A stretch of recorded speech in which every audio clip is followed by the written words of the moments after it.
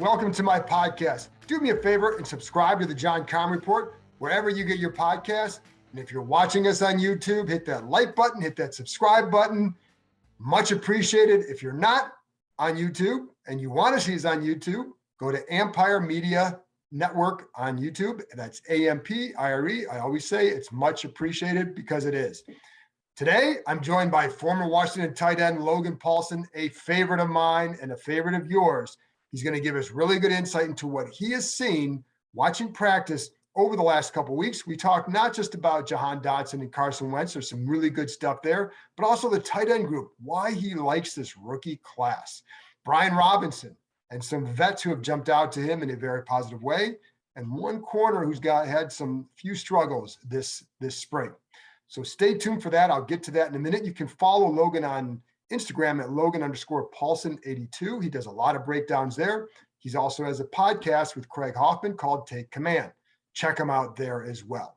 As for me, you can read my work on ESPN.com. All sorts of stories going to be up there. Some stuff on the stadium vote right now, and I'm going to get to that in 1 second. And give me about 2 minutes before I get to Logan. So first of all, on Thursday, the Virginia General Assembly decided to table a vote on the stadium until the next year. Now, not a surprise, expected that to happen. So all the talk about was it Jack Del Rio's comments that pushed him over. This was headed this way anyways. Now, the timing of it wasn't great. It certainly may have pushed some over the edge, but I think they were going there anyways. Simply put, they didn't have enough support for the stadium in the state. And it's for a variety of reasons. Yes, it has to do with the owner, Dan Snyder. It has to do with all the off-field stuff and all the issues going on. I think they'd like those to be resolved and then move past that. And then the other thing is just talked to one state senator who said it's about transportation. This is one of the worst bottleneck areas on the East Coast.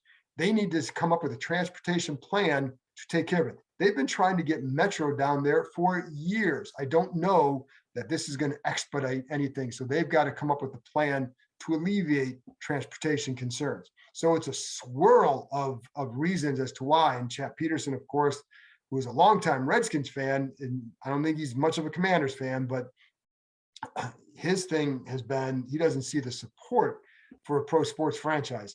What I know is my podcast has grown during one of the most turbulent periods of this franchise's history. So I know you guys are still out there because you're listening.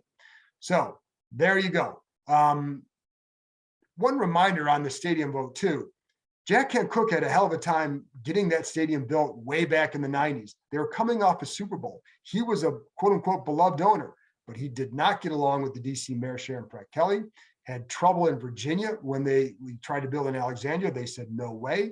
Then he went to Maryland, paid for it on his own. So all the talk, and yes, Dan Snyder has not helped this franchise, but Cook had a hard time getting stuff built here too, and he was in a much different spot. They're in a much worse spot now, and I think it makes it harder. So we'll see where this goes. Finally, on Jack Del Rio. Now, we talked about it the other day. Not going to rehash all the controversy. My thing right now is, does it affect the locker room? So I called around to a few people today. First of all, he's not getting fired.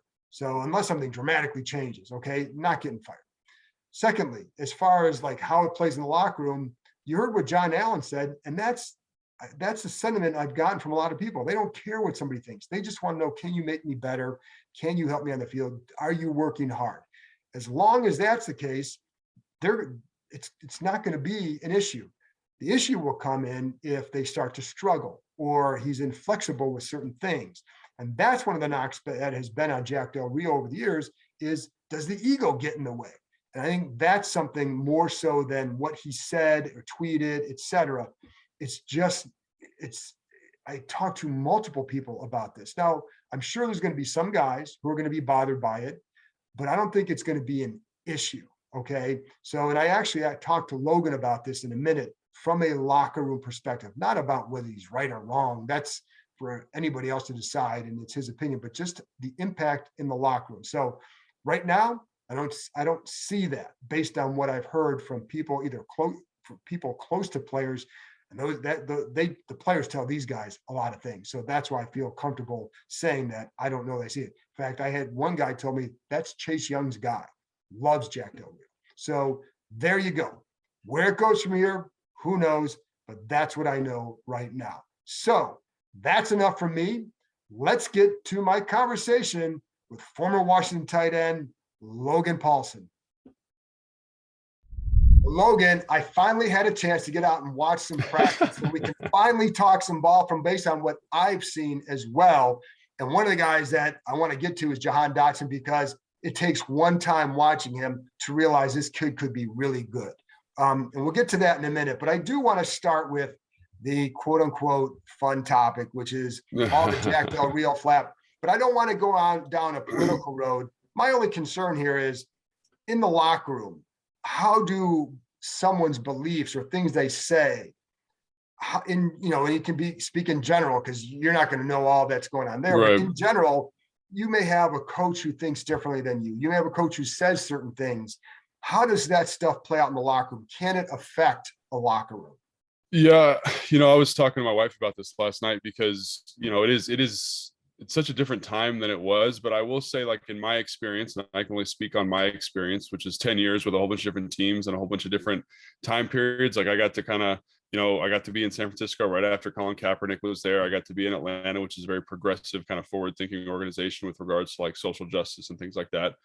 And I will say that the locker room traditionally is very apolitical. You know what I mean? Like, everyone has their beliefs, right? They have their, you're bringing guys in from all over the country, like inner city kids, rural country kids, and it's kind of a melding of cultures and melding of the minds. And for the most part, it tends to be very apolitical. Like at lunch, you might have a conversation about who the next president's going to be or whatever, and it gets a little bit heated. But for whatever reason, and I don't know why this is, maybe it's the common goal of like beating the opponent the next week. For whatever reason, that always just kind of gets quashed and gets washed under the rug.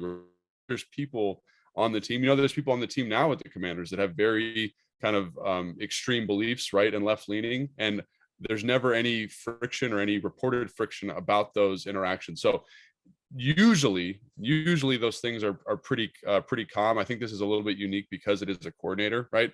Because it is a person in a position of power, and it might affect the dynamic. But I would imagine most guys, at least in my experience, they don't think about this like kind of grandiose political thing. Like when I was in San Francisco, obviously, Reed was there, the safety from LSU, and he was very politically minded. And so that was something we talked about a lot. But as a team, it was something that came up in team meetings, and it was something that the team kind of wanted to address. And I'm not sure that Ron feels that way, and we'll see how it happens over the next couple of weeks. But I do think that traditionally these things tend to get kind of pushed by. People might be upset for a short period of time, but they're worried about winning football games, in my experience. And I think that's probably going to play out here. Well, that's what John Allen told JP Finley, that he just wants a coordinator who's going to work really hard, and whatever they believe because they're allowed to believe it, etc. Do you think like a guy, like how many players do you think would be comfortable going to somebody in Jack's position to talk to him about this if they indeed had a problem? Yeah, I think that's a really good question, and the answer is I don't know. I'm trying to, when this happened, I try to think back to see if anything, there was even a precedent in my career, precedent that I'd heard about for this, and there wasn't really one, right? Obviously, there are coaches who have different beliefs than the players, but usually that's kept pretty quiet. So for a guy to kind of openly express his political position, which could be, an issue with some of the other players on the team, or some of the players on the team, some of the younger players. And I will say this too, it's important to note that the NFL, even in my time period, changed pretty drastically, in terms of players being kind of politically minded. So it wouldn't surprise me if there are people who are upset by this and want to talk to Jack. I think it just depends on their level on the team, quite frankly. Like, I don't think a rookie's going to go talk to Jack Del Rio about their political ideologies and their political differences. I don't. But if a guy like John, had wanted to go talk to Jack, or he felt compelled to, I think that would be totally appropriate. You know what I mean? I think he's earned that right. He's earned that opportunity. And I think he has his place in this organization to do that if he wanted to. Same thing with Terry. If Terry felt like the need or compelled to do that, I think that would be totally appropriate. And like, they're both grown men. They can have a conversation about it, and then get back to work, and I think, and I think Jack would respect someone like that coming to him with a differing opinion, for sure. And I wonder too, like, if some of those players, they're making so much money, they know, like, hey, it gives me some freedom to go then at least talk to you about it. Yeah, I think that's 100% right. Like, money is power in the NFL. The more money you make, the more leeway you have. I like to use this analogy, like the longer leash you have.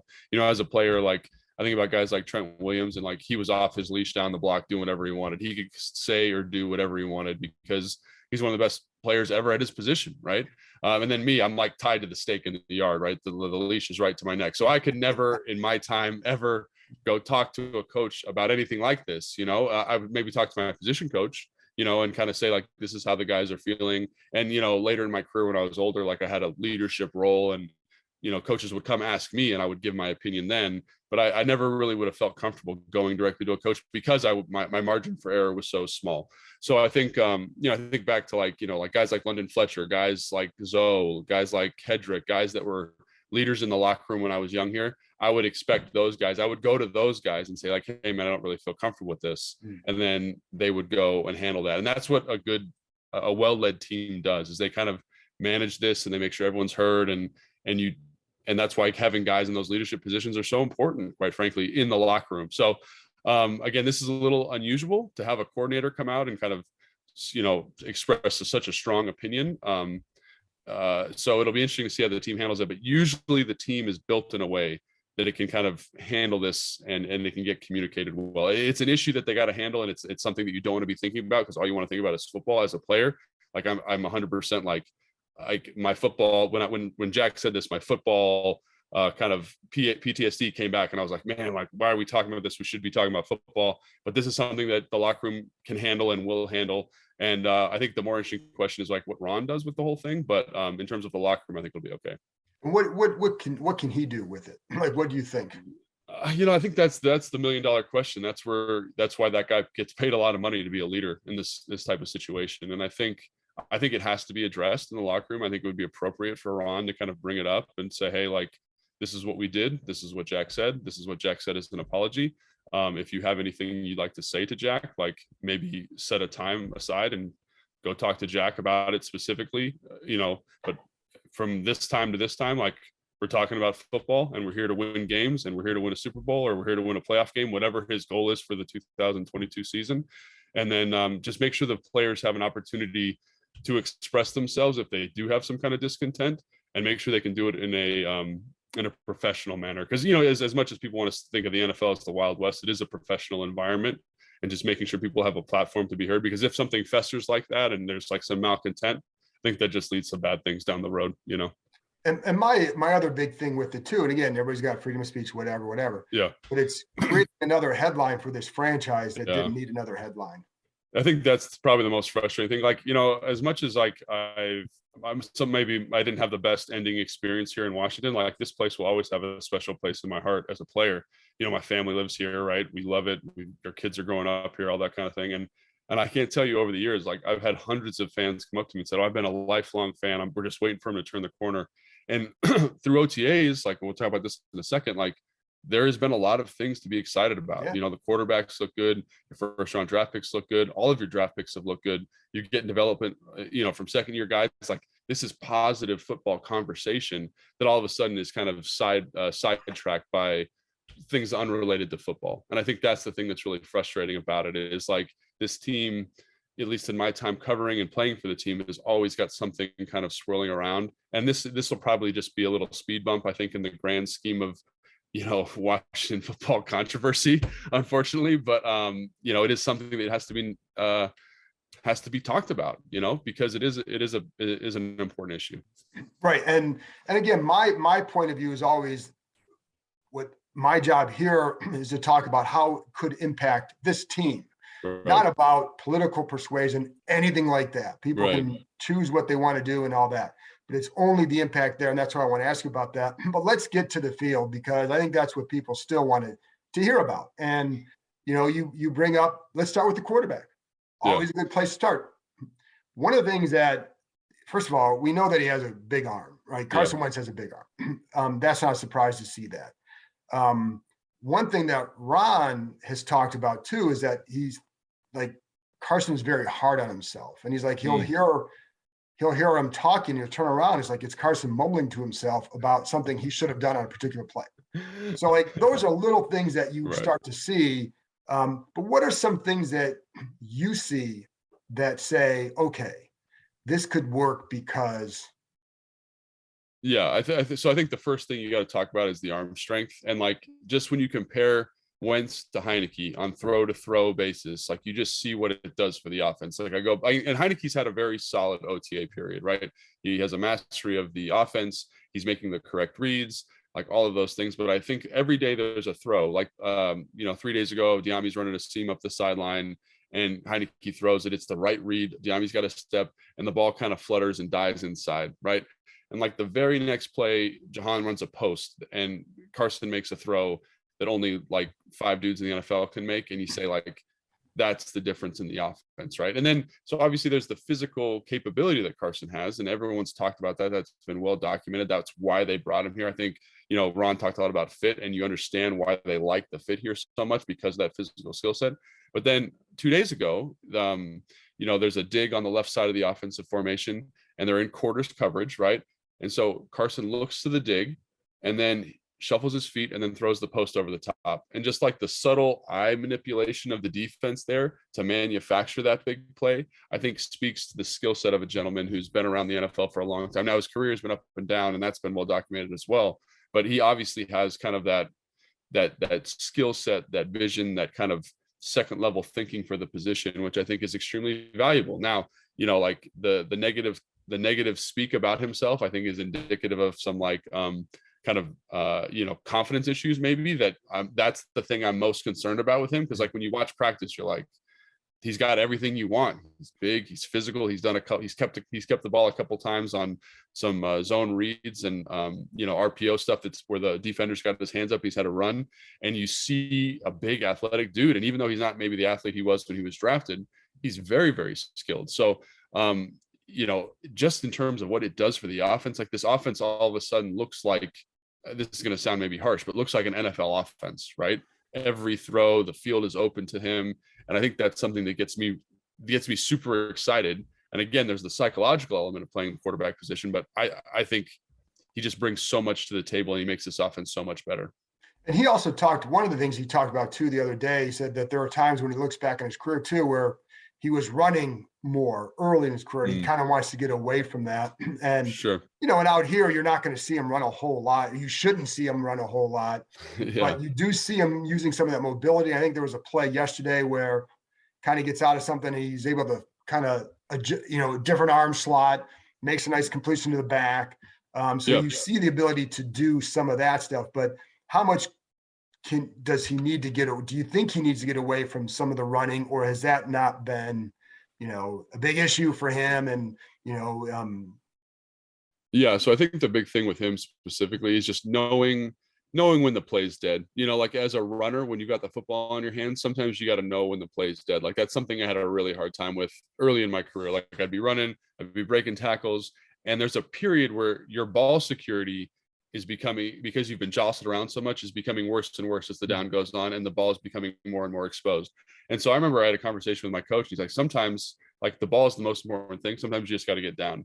And so sometimes when I see Carson Wentz, I feel like he doesn't always understand that sometimes it's better just to take a bad play instead of making that bad play worse. And one of the features of his bad plays is when he starts trying to extend plays, outrun defensive linemen, and really try to manufacture that big throw, that big play, that wow moment. And he can do it, but you don't need to do it all the time. You need to be more selective about when that happens. So I think that's something that I want to keep an eye on for him, is just how is he managing that kind of hero ball element? I'm sure that term's been thrown around a lot on this show.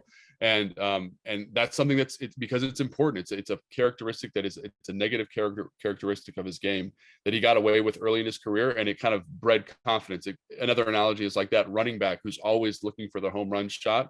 Like that is not effective running back play. Sometimes you just got to cram it in there and take the cloud of dust and live to play another down instead of taking a 5-yard loss. That's something that he needs to learn how to do. And I think if you look back on his plays from last year and the year before, those plays were caused oftentimes by him trying to extend the play, be a runner, when he should just throw the ball away and live to play the next down. So the other spot before I get to Dotson, because so much has been talked about with Dotson too, but guys like, the young tight ends, not just Cole Turner, but the young tight ends, you seem to be pretty high on that group. Just what are you seeing? Yeah, I think the thing with the group is like, you know, when as an evaluator of football, like there's certain physical characteristics you look for, right? Like in the draft, you're like, oh, is he this height? Is he this weight? Is his speed good? And for whatever reason, they've been able to find people who are excellent in all of those measurables. Three guys: Cole Turner, Curtis Hodges, and Armani Rogers, I think is his name. And they're all tall. They're all 6'6" plus. They're all between 245 and 250, and they all run really well outside of Hodges, who didn't run as well. But when you watch his tape, I feel like he's a better athlete than his numbers would indicate. So you've got these three kind of athletic guys that I think a lot of people would characterize it as developmental guys. But, you know, when you compare them to Sam East, for example, who's a true developmental guy, they're very, very close to contributing to this roster. So like if you were to make the Commanders roster today, and assuming Logan Thomas is on IR, it's Bates, Cole Turner, Hodges are your guys that are playing football for you. And the crazy thing about it is you don't feel bad about it, because you watch Hodges. I'd say, you know, he had a slow start. He had a nice like 4-day stretch where he was catching everything. He was getting open. He was turning DBs around. He was competing. He's competing in line. He's not excelling. He's competing in line, which he loved. Then he pulls his hamstring. Cole Turner, again, we've talked about this a lot. You see the suddenness. You see his leg strength when he has to make kind of a speed cut. He can just throw his foot in the ground, which is an unusual characteristic for a guy who's 6'6.5". And then you see the catch radius. And, you know, as an evaluator, guy, you watch him, you say, does that catch radius transfer? Does he have the play strength? And when you see him, obviously we need to put the pads on. There's a lot of things that still need to happen, but you see that and you say, wow, that part of the evaluation that Castillo, that Ron, that the staff did here and said that catch radius is going to be so important, because that dude, because of his height, weight, speed, is always now open. And because he can compete for those 50-50 balls, it's just a nice skill set within the offense. And because he's got like this mental edge, you can tell. I think I told this story before, but the first day they had a false start in the tight end group and they had to do conditioning afterwards. And I stayed after and watched them run. And he sprinted those like his life depended on it. And you can tell he's got a little bit of an edge to him, which is something as an evaluator you want to see, because that guy's going to get better as the season goes on. So again, that group of three right there. And then I didn't even mention Rogers. Like every day, he played quarterback in college at Ohio, and every day he gets better. And every day you see him run and open it up, and you're like, man, how unusual is it to have three guys that are this kind of high upside guys on the same roster? They seem to all have a good mindset. They all seem to be coachable. Like when I watch individuals and stuff like that, it's just like an embarrassment of riches. So obviously there is a growth that needs to happen. So I'm not saying they're going to be all Pro Bowlers right away, but to have them all here, all under contract, is a really good problem to have, especially with Logan Thomas's injury. Right. And I think the key here is they're good guys to try and develop. Because we still don't know where they're going to go, but they have tools and traits that are worth developing. And, you know, so because I don't want to hear like if somebody sees, oh, here's embarrassment of riches, like, oh, they're going to be awesome this year. It's about having guys that are worth developing is the key. And then there's a lot that goes into it, but it wouldn't be shocking to see some of them contribute this year. Another guy that I want to ask about is Brian Robinson, because it's really hard to tell with running backs. And I always use an example of Larry Johnson when he was here one summer, and in training camp, it's like everybody's like, oh my God, he looks great. He had this long run. Well, in the games, it was a 2-yard run. He was done, but in practice, you couldn't tell. So, but I also know when Alfred Morris was here, you could see certain traits. They're like, oh, this kid might be better than you think. So what kind of traits are you seeing with Robinson, just in shorts and helmet and T-shirt, that you think, hey, this might translate well? Yeah, so I think it's important. There are certain positions that you can evaluate at a pretty high level, like cornerback, receiver, tight end to a certain extent. Without pads on, you get a really good feel for what they're doing. Running back is one of those positions that's very, very challenging without pads on, as you know, and as you alluded to. But one of the things you do see from him, and it does make you excited, is you see the vision and you see his ability to set up blocks.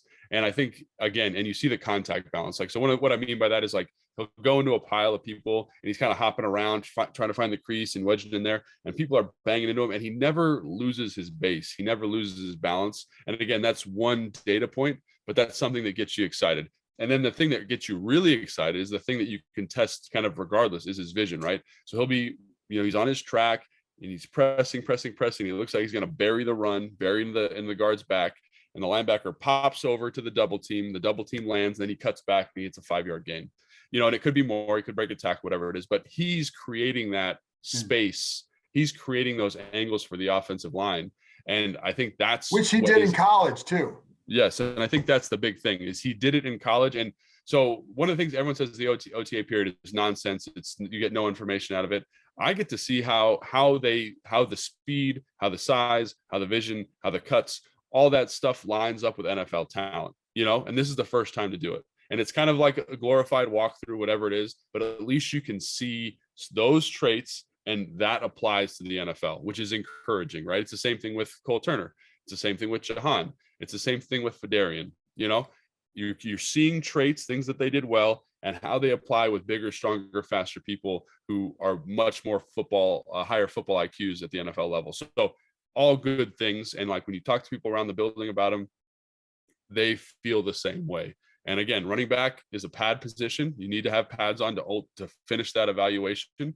But in terms of kind of checking boxes early on and giving you a nice complementary piece to what you already have, like it's so interesting because usually you draft offensive linemen to make your running back better. Here, this is a kind of a unique situation because Robinson's vision is so good and because he's shown such good vision, the offensive line production will improve, I think, just because of that. So it's kind of this reverse situation that you normally get. Offensive line helping back, no, back helping the offensive line. Let's go to the defense real quick. Phidarian Mathis, but also Phidarian Mathis combined with Jamin Davis, Cole Holcomb. Yeah, so I think that I'm really glad you made that comparison because Phidarian, obviously, the first couple of days, I think it was a little fast for him. I think when you're going against a guy like Cosme, who has like the highest RAS score since Taylor Lewan, that's a new thing to see. And he had a hard time. But then as the camp days went on, you saw him kind of using some of that length, getting in the position, backdooring double teams, doing sneaky kind of vet stuff and stuff that you saw in college and applying it to here. And then every day that he got better, it was crazy to see Holcomb and Jamin got more productive. And I think Holcomb has just been everyone wants to say, is he ready to play? Mike, to me, he's the most, he's going to be a good player this year. Is he going to be the highest graded PFF linebacker? No. But is he going to be good? Is he going to be solid? Can he get you lined up? Is he physical? Is he fast? Yes. And I think with a piece like Phidarian, Duran, when he comes back, I think he's going to have a really productive year. And then I think you mentioned Jamin. Like Jamin's play, he's not in as much because they're running like 5 downs. They're running some Buffalo nickel variations. They're running dime variations, and he's kind of the sub piece in that. But when he is in, you see a guy who's just much more confident to the football. Like now, he still needs to take on blocks. He still needs to, work on his vision at times. He still needs to work on his tackling. But in terms of a guy who's playing more confident and playing faster, which is the main thing with him. Dude runs a 4.4. Let's see the 4.4. Right. You're starting to see the 4.4 come along a little bit more. You're starting to see him run by guys to the football. You're starting to see him peel double teams to his gap quickly and effectively. And those are all very, very healthy signs. Now, again, linebackers, much like running back, you need shoulder pads on to ultimately get that out. But I like to see that the mental processes are progressing for him because that is a really good sign that his physical play will also follow.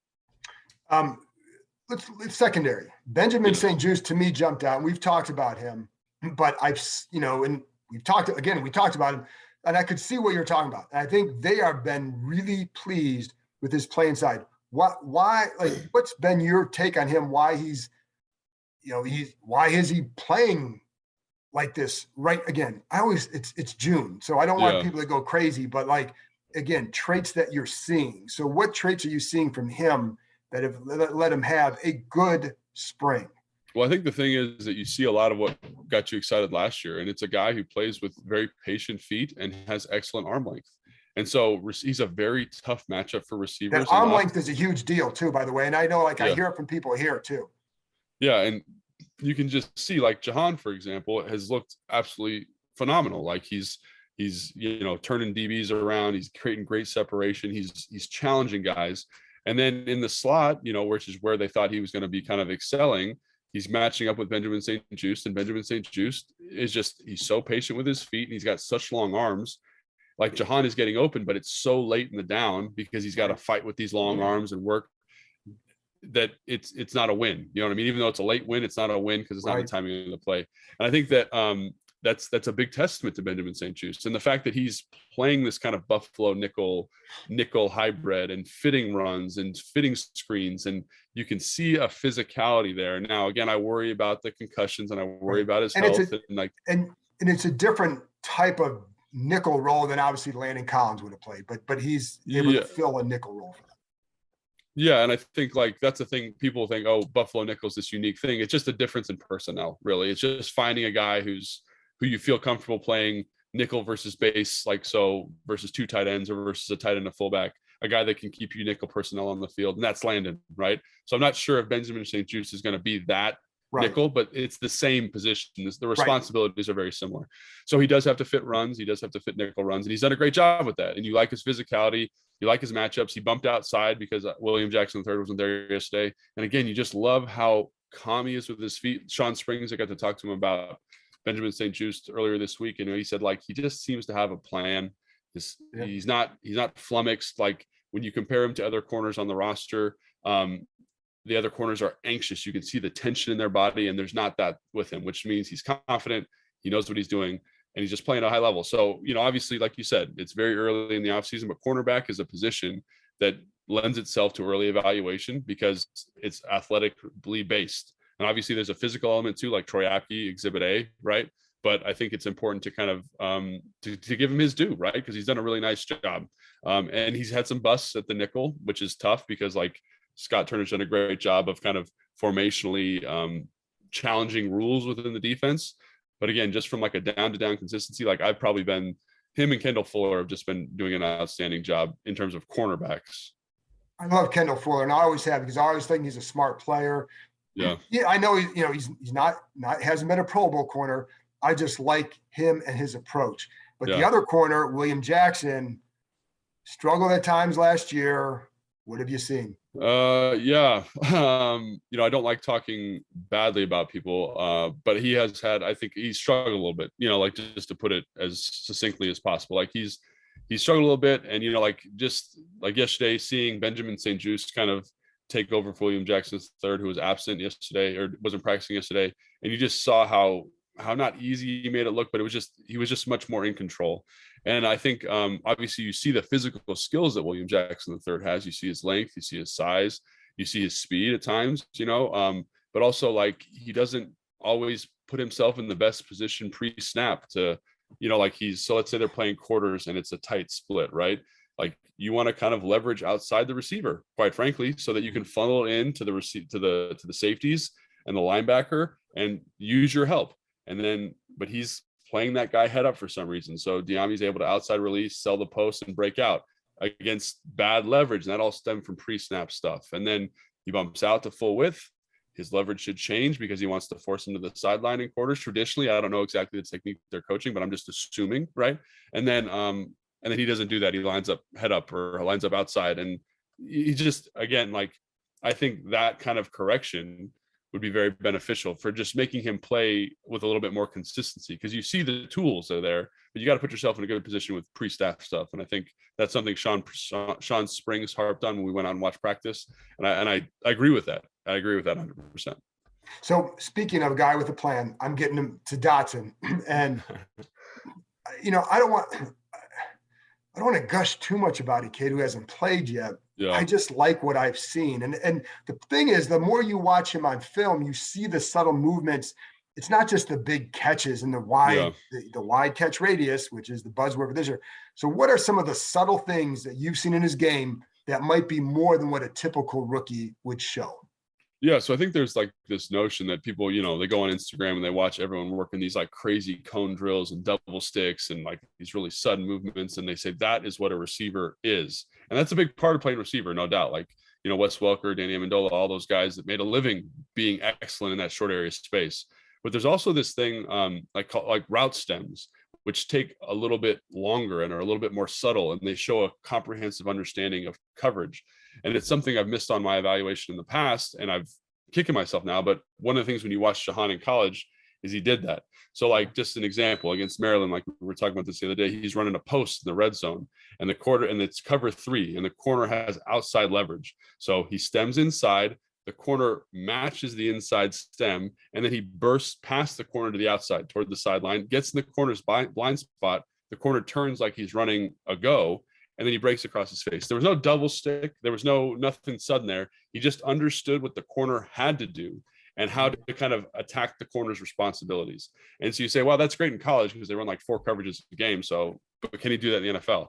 And this team runs a lot of variations of very comparable coverages, and everyone's rules kind of shift, and they shift post snap, which makes things really, really tough on quarterbacks and receivers to make these side adjustments. And Jahan has just every single day shown a very high level of understanding of how to beat these guys. Like, second day of OTAs, Bobby McCain's got a man-to-man in the slot. He stems in like he's running across the field, stems vertical, Bobby backs up. He double sticks like he's running a dig. Bobby breaks on the dig and he breaks out for an easy out. And like he's playing chess when everybody else at the receiver position right now is playing checkers, right? I think another play that comes to mind is he had a post, I think it was 2 days ago, where or a big out. So he's running vertical, he sells the post, he breaks it back out and leaves Kendall Fuller on the post.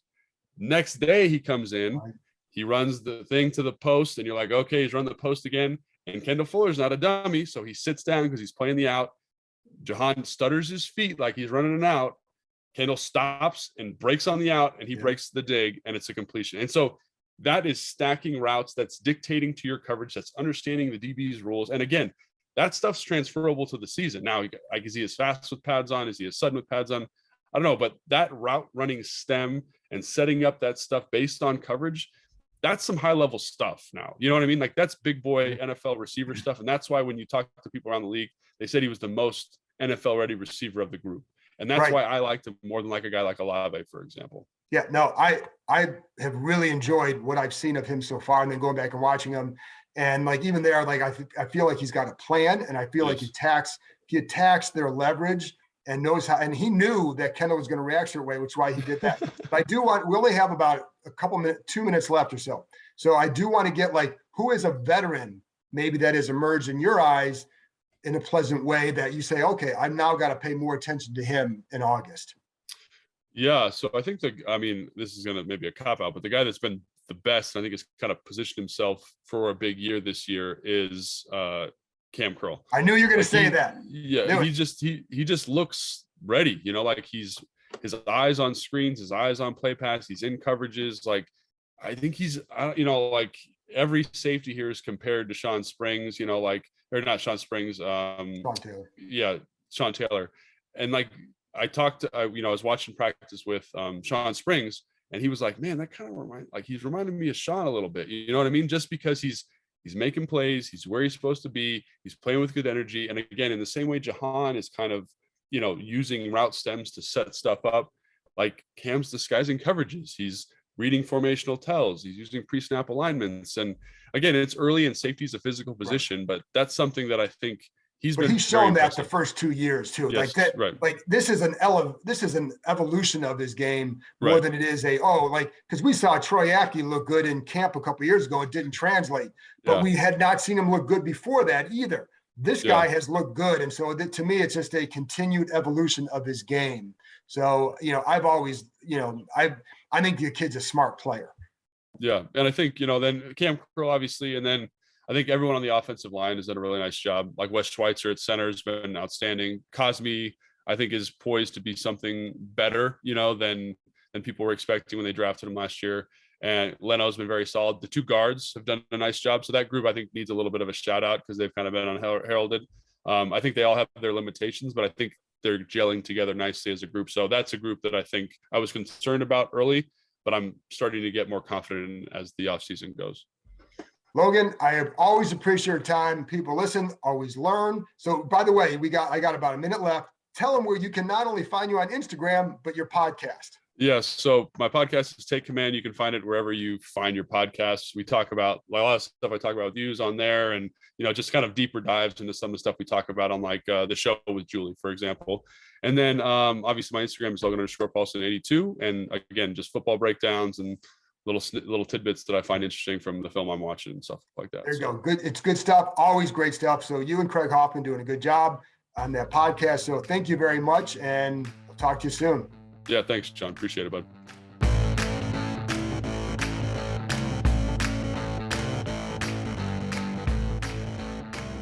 everybody. It's John Keim. Do me a favor and hit that subscribe button, and I'll continue to bring you guests who provide excellent insight into the Washington Commanders. And while you're here, check out the other terrific content on the Empire Media Network, including Inside the Cap with Joel Corey and All's Caps with Steve Wino and former Washington Capital Carl Alsner. Go ahead, hit that subscribe button. Thank you.